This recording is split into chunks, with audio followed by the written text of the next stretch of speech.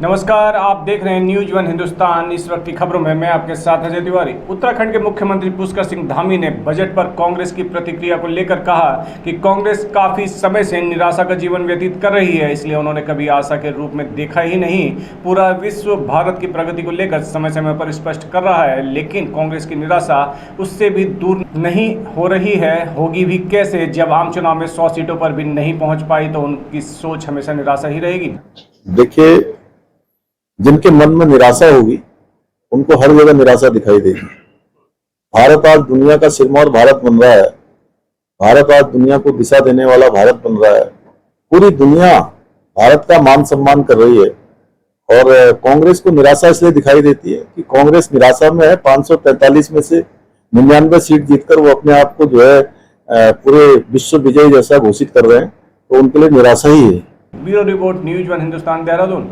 किच्छा व्यापार मंडल चुनाव निरस्त होने के बाद स्थिति तनावपूर्ण बन गई है। कल रात प्रशासन द्वारा व्यापार मंडल चुनाव निरस्त करने के बाद कांग्रेसी विधायक तिलक राज बेहट द्वारा अपने समर्थकों के साथ किच्छा उप जिलाधिकारी कार्यालय के बाहर धरने पर बैठ गए। उप जिलाधिकारी किच्छा तथा मुख्य विकास अधिकारी जिला उधम सिंह नगर के द्वारा मौके पर पहुंच धरना प्रदर्शन समाप्त करने की मांग की, परंतु विधायक तिलक सिंह बेहट उप जिलाधिकारी की इच्छा पर व्यापार मंडल चुनाव निरस्तीकरण को हटाने की मांग पर अड़े रहे, अन्यथा उप जिलाधिकारी को ही ट्रांसफर कराने की बात करने लगे।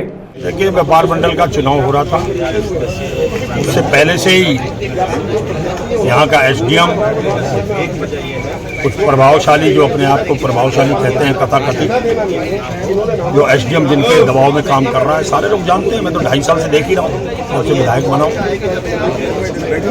एक व्यक्ति के साथ मिलकर वो यहाँ पर अपना ऑफिस चला रहे हैं। इसकी पटकथा तो पहले ही लिख ली गई थी। चुनाव हुआ, होने दिया गया, वोटर लिस्ट बनी, वोटर लिस्ट जारी हुई, आपत्तियां मांगी गई, नॉमिनेशंस हो गए, तब लोग बैकफुट पे चले गए। उनको लगा कि अब चुनाव हो रहा है। खुद उनके समर्थकों ने पर्चे दाखिल किए और उन्होंने स्वयं अपने यहाँ बैठ के पर्चे दाखिल करवाए, लोगों को बताया कि तुम लड़ो। अध्यक्ष पे 3 पर्चे, महामंत्री पे 3 पर्चे, कोषाध्यक्ष पे 2 पर्चे।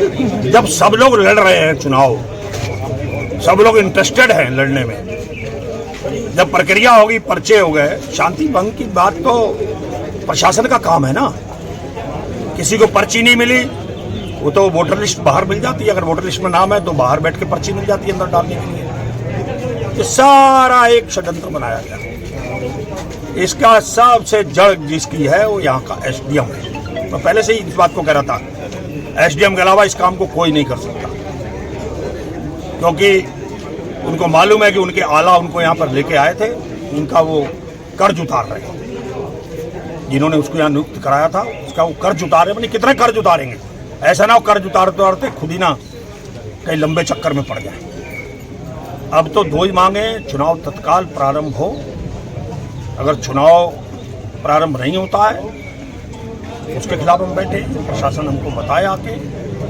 दूसरा, अब एसडीएम को यहाँ रहने का अधिकार नहीं है, उसको स्वयं इस्तीफा देके यहाँ से चला जाना चाहिए। कहना चाहिए अब मैं इतना विवादित हो चुका हूँ। जब व्यापार मंडल अगर विवादित है और स्टे हो सकता है, तो फिर एसडीएम भी विवादित है, उसको भी जाना चाहिए यहाँ से। तो विवाद पैदा करने वाला ही एसडीएम है, इसकी जड़ ही एसडीएम है। तो एसडीएम के खिलाफ धरने पे बैठा हूँ, उसके निर्णय के खिलाफ धरने पे बैठा हूँ। अब एसडीएम को हटाने के खिलाफ भी धरने पर बैठा हूँ। ये लड़ाई बड़ी लंबी सोच के मैं यहाँ पर बैठा हूँ। 5 बजे तक अगर प्रशासन ने जवाब नहीं दिया तो 5 बजे आप लोगों को फिर मैं अपनी बात कहूँगा आप लोगों के सामने और अगली रणनीति का खुलासा करूँगा। मैं आसानी से अब यहाँ से जाने वाला हूँ।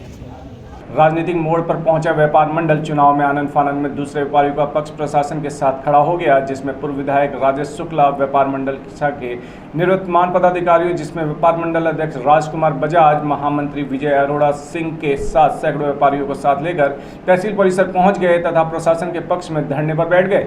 खबर लिखित जाने तक मामला बेहद तनावपूर्ण बना हुआ है। चुनाव समिति ने इनका संज्ञान नहीं लिया। चुनाव समिति ने इनको न्याय देने की बजाय विधायक बेहड़ के चूँकि समधी हैं उनके अध्यक्ष, वो चाहते थे कि बेहड़ के एक चहेते को बना दिया जाए अध्यक्ष, इसलिए बेईमानी पर उतारू हो गए।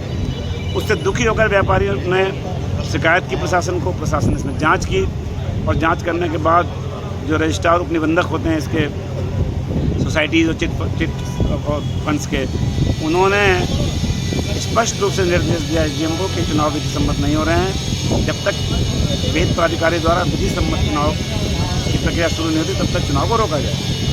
मेरा साफ कहना है कि विधायक तिलक राज बेहड़ की आदत है कि वो विधायक होने का प्रिविलेज लेकर, उसका विशेषाधिकार लेकर के वो दबाव बनाते हैं, सदन में झूठ बोलते हैं, अधिकारियों के खिलाफ झूठे और अपशब्द बोलते हैं और इल्ज़ाम लगाते हैं, और विधायक होने की पावर टैक्टिक्स इस्तेमाल करके गलत को सही करने की कोशिश करते हैं, अपने गलत काम कराने की कोशिश करते हैं। और इसी के तहत आज वो अचानक आकर धरने बैठ गए और ये मांग करने लगे कि चुनाव इसी बेईमानी से ही होंगे, ऐसे ही करेंगे, सही नहीं होगा। अगर वास्तव में विधायक जी कल तक बयान दे रहे थे कि मेरा कोई मतलब नहीं है व्यापार मंडल के चुनाव से, आज उनकी कलाई खुल गई, सामने आ गए, और वास्तव में सीरियस थे तो उनको दोनों पक्षों की बात सुननी चाहिए थी, व्यापारियों की, और सुन करके जो सही था उसे करना चाहिए था। लेकिन जिस तरीके से वो आमादा हैं, धरना देकर दबाव बना रहे हैं प्रशासन के अधिकारियों पर, मुझे डर है कि प्रशासनिक अधिकारियों के दबाव में आ सकते हैं। इसलिए हम व्यापारियों के द्वारा जो यहाँ धरना दिया जा रहा है कि निष्पक्ष चुनाव हो, शीघ्र चुनाव हो और वास्तविक जो व्यापारी है उनके माध्यम से चुनाव हो, इस बात को लेकर जो धरना दिया जा रहा है उसके समर्थन में धरने बैठा हूँ। और मेरी मांग है प्रशासन से कि प्रशासन विधायक के दबाव में आके गलत ना करे, जो सही है वो करे, और सही ये है कि निष्पक्ष चुनाव हो, व्यापारी व्यापार मंडल के लिए वोट डाले, ना कि बाहरी लोग। Bureau report, news one Hindustan Kichha. रामनगरी अयोध्या को विश्व का सर्वोत्तम स्वच्छ नगरी बनाने के लिए अभियान शुरू। नगर निगम ने राम का घर रथ अभियान से की शुरुआत। आचार्य नरेंद्र देव वार्ड से हुई शुरुआत। सभी 60 वार्डों में राम का घर रथ घूम घूम कर लोगों को करेगा जागरूक। बनाए जाएंगे वॉलंटियर वार्ड में साफ सफाई की करेंगे व्यवस्था। देश में प्रथम स्थान लाने के लिए शुरू हुआ है महाअभियान की महापौर महंत गिरीशपति त्रिपाठी ने प्रेस वार्ता कर दी जानकारी। अयोध्या महानगर, इसको भारत का स्वच्छता रैंकिंग में इसको ऊपर ले जाना है। अयोध्या महानगर में स्वच्छता की अन्य प्रैक्टिसेस, शासन प्रशासन की विभिन्न लाभकारी योजनाओं से कैसे लोगों को लाभ ज़्यादा से ज़्यादा मिल सके, और लोगों को कैसे जागरूक किया जा सके, शिक्षा और इन सब चीज़ों के स्तर पे एक संवाद कैसे कायम किया जा सके, इन सब के दृष्टिकोण से स्वच्छ भारत मिशन के अंतर्गत एक राम का घर करके एक अभियान आज से हम लोग शुरू कर रहे हैं, जिसमें हम लोग एक रथ के माध्यम से विभिन्न वार्डों में जाएंगे, हमारी टीमें जाएंगी, वहाँ पर पैम्पलेट्स वितरित करके लोगों को जागरूक करने का प्रयास करेगी। इसके साथ साथ ही एक आह्वान है हमारे पार्षदों के माध्यम से, हमारे माननीय पार्षद जो हमारे वार्डों के निर्वाचित नेता हैं, उनके माध्यम से हम लोग वहाँ पर विभिन्न लोगों से, विभिन्न स्वयंसेवी लोगों से जो समाज के प्रति कुछ कार्य करना चाहते हैं, कुछ अपना योगदान करना चाहते हैं, उनसे एक अपील भी करेंगे कि हमारे इस अभियान से जुड़ें।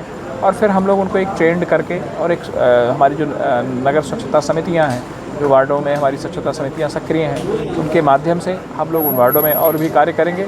और एक प्रयास ये रहेगा कि अयोध्या को भारत का सबसे स्वच्छ नगर बनाने का जो संकल्प हम लोगों को आदरणीय प्रधानमंत्री जी ने दिलाया था, उस दिशा से, उस दृष्टिकोण से हम लोग आगे बढ़ें। अयोध्या से मयंक श्रीवास्तव की रिपोर्ट। रायबरेली में स्कूली वाहन और ओवरलोड गाड़ियों को लेकर अभियान लगातार जारी है। इसी क्रम में बीते 24 घंटे के भीतर 2 दर्जन ओवरलोड और 3 स्कूली वाहनों को निरुद्ध किया गया है। हम बता दें कि योगी सरकार के निर्देश पर परिवहन आयुक्त ने पूरे प्रदेश में स्कूली वाहन और ओवरलोड गाड़ियों को लेकर चेकिंग अभियान चलाए जाने के निर्देश दिए थे।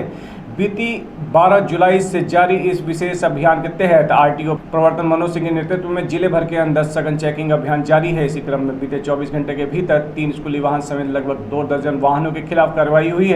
मनोज सिंह ने कहा कि यह अभियान लगातार जारी रहेगा। परिवहन आयुक्त महोदय के निर्देश के क्रम में अधिकारी महोदय द्वारा लगातार इसकी मॉनिटरिंग की जा रही है।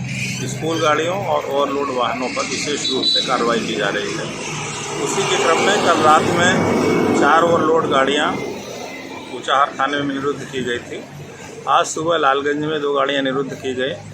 इसके अलावा अटौरा बुजुर्ग में भी 3 गाड़ियां निरुद्ध की गई थी। 2 गाड़ियां राजघाट चौकी में, और अभी आप जैसा देख रहे हैं आधा दर्जन से अधिक ओवरलोड गाड़ियां यहां हरचंदपुर थाने में निरुद्ध की गई हैं। साथ में स्कूल वाहनों पर भी कार्रवाई हुई है, जिसमें से पूरे जनपद में 3 स्कूल वाहन भी निरुद्ध किए गए हैं। रायबरेली से वैभव सोनकर की रिपोर्ट। गाजियाबाद के मोदी नगर में ज्ञान स्थली कॉलेज के चेयरमैन हरिओम शर्मा ने दलितों के खिलाफ जिस तरह से जाति सूचक शब्दों का प्रयोग किया है, इसको लेकर कई संगठनों में उबाल है। वहीं हरिओम शर्मा के खिलाफ थाना भोजपुर में मुकदमा दर्ज हो गया है। वहीं एसडीएम ऑफिस पर प्रदर्शन किया गया। हरिओम शर्मा को अभी तक कोई गिरफ्तारी नहीं हुई है। दलित समाज के लोग पहुंचे एसडीएम के पास। तहसील मोदी नगर गिरफ्तारी की मांग व स्कूल की मान्यता रद्द की मांग पर अड़े। मामला ये है कि कल एक ऑडियो जारी हुई थी, प्रकाश में आई थी एक ऑडियो। उस ऑडियो में ज्ञानस्थली के जो मैनेजर हैं, जो मालिक हैं हरिओम शर्मा, उनकी आवाज़ थी और वो एक छात्र को धमकाने का काम कर रहे थे। जैसे ही हम लोगों के प्रकाश में वो ऑडियो आई तो हम तुरंत कल भोजपुर थाने में गए। थाने पर जाकर सभी समाज के लोगों ने उनके खिलाफ FIR दर्ज कराने का काम किया। SC/ST एक्ट में मुकदमा दर्ज करके अन्य धाराओं में उसमें मुकदमा दर्ज कराने का काम किया, लेकिन मुकदमा तो दर्ज हो गया। उसके बाद भी गिरफ्तारी हरिओम शर्मा की नहीं हुई। आज यहाँ तहसील पे आने का हमारा मेन मकसद ये है कि जो हरिओम शर्मा है, जिसने पूरे समाज को गाली देने का काम किया है, उसने कहा था कि जैसे हिंदुस्तान में जब देश गुलाम था उस टाइम पे अंग्रेज घरों के बाहर बोर्ड लगा दिया करते थे कि यहाँ हिंदुस्तानी कुत्तों का आना मना है, इसी तरह अपने ज्ञानस्थली कॉलेज के बाहर बोर्ड लगा दूंगा कि इस कॉलेज में चमारों का आना मना है। उसके खिलाफ FIR तो दर्ज हो गई, लेकिन उसकी गिरफ्तारी नहीं हुई। हम उसकी गिरफ्तारी की मांग को लेकर आज तहसील में आए हैं और उसके ज्ञानस्थली कॉलेज की मान्यता खत्म रद्द करने के लिए अपनी मांगों को लेकर तहसील में आए हैं। इतने उसके ज्ञानस्थली कॉलेज की सदस्यता मान्यता रद्द नहीं हो। आश्वासन ये है कि SDM साहब ने हमें आश्वासन दिया है, ज्ञापन दिया है हमारा। SDM साहब ने उसमें बताया है कि हम उसकी गिरफ्तारी जल्द से जल्द कराने का काम करेंगे और उसके कॉलेज की मान्यता रद्द कराने का काम करेंगे। SDM साहब ने हमें आश्वासन दिया है और हमने माननीय राष्ट्रपति महोदय के नाम ज्ञापन दिया है SDM साहब। अगर गिरफ्तारी नहीं हुई तो फिर हम यहाँ कल बैठने का काम करेंगे, समाज के लोगों से डिस्कस करके फिर यहाँ धरना देने का काम करेंगे और इतने उसकी गिरफ्तारी नहीं होगी और कॉलेज की मान्यता खत्म नहीं होगी, रद्द नहीं होगी, इतने हम लोग आंदोलन करते रहेंगे। हमारा आंदोलन जारी रहेगा। इससे भी ज्यादा भारी संख्या में यहाँ लोग उपस्थित इस भारत के संविधान से चलता है और भारत के संविधान को ताक कर करके उसका यह बयान जो ऑडियो में दिख रहा है वो बहुत ही गलत है, निंदनीय। इसलिए उसकी कोई माफ़ी नहीं है। उसकी सिर्फ और सिर्फ एक जगह है, उसकी जेल सलाखों के पीछे होगा। और उसका जो वो कॉलेज है जो ज्ञान के लिए खोला गया था, ज्ञानस्थली, वहाँ ज्ञान न दे करके वो बदतमीजी बदसलूकी कर रहा है, किसी एक समाज को लेकर के टारगेट कर रहा है। इसलिए वो ध्वस्त होगा, तभी जा करके ये जितने भी यहाँ समाज के लोग खड़े हैं या OBC वर्ग के लोग भी खड़े हैं, अन्य समाज के भी लोग हैं, सभी लोग तभी चैन लेंगे, उससे पहले बैठने वाले नहीं। गाजियाबाद से देवानंद वर्मा की रिपोर्ट। बद्रीनाथ केदारनाथ मंदिर समिति BKTC के कार्मिकों को भी अब राज्य कर्मचारियों की भांति गोल्डन कार्ड की सौगात मिल गई है। BKTC के केनाल रोड कार्यालय के सभागार में अध्यक्ष अजेंद्र अजय ने मंगलवार को मंदिर कर्मचारियों को गोल्डन कार्ड सौंपे। इस दौरान कार्मिकों ने BKTC अध्यक्ष अजेंद्र का गोल्डन कार्ड बनवाने के लिए किए प्रयासों की सराहना की और आभार भी व्यक्त किया। गौरतलब है कि BKTC अध्यक्ष का कार्यभार संभालने के बाद अजेंद्र ने अपने कर्मचारियों के गोल्डन कार्ड बनवाने के लिए प्रयास शुरू कर दिए थे। इसके लिए दिसंबर 2022 में संपन्न हुई मंदिर समिति की बोर्ड बैठक में राज्य सरकार स्वास्थ्य योजना के तहत मंदिर समिति कर्मचारियों के लिए भी गोल्डन कार्ड बनाने का प्रस्ताव पारित किया गया था। राज्य स्वास्थ्य प्राधिकरण से स्वीकृति मिलने के बाद कार्मिकों का विवरण जमा कर गोल्डन कार्ड बनवाने का कार्य शुरू हुआ। अब तक 150 से ज्यादा कार्मिकों के गोल्डन कार्ड बनकर तैयार हो गए हैं। पेंशनर्स के भी गोल्डन कार्ड बनाने की प्रक्रिया की जा रही है। यही नहीं, अस्थायी कर्मचारियों के लिए कर्मचारी राज्य बीमा सहित PF का लाभ दिए जाने के लिए BKTC के प्रयास किए जा रहे हैं। इसकी प्रक्रिया अंतिम चरण में है। देखिए, विगत वर्ष हमारे बोर्ड बैठक हुई थी, उसमें हमने एक प्रस्ताव पारित किया था कि जो भी हमारे अस्थायी कार्मिक हैं उनको जो राज्य सरकार द्वारा गोल्डन कार्ड की सुविधा दी जाती है उसके लिए हम भी इनको अपने कार्मिकों को भी दिलाएंगे।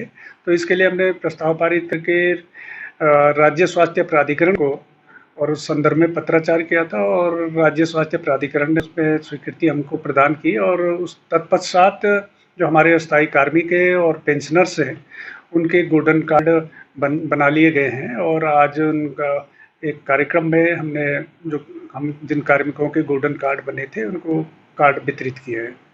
Bureau report, news 1 Hindustan, Dehradun. बने रहे खबरों में, देखते रहें न्यूज़ 1 हिंदुस्तान। नमस्कार। आप देख रहे हैं न्यूज़ 1 हिंदुस्तान।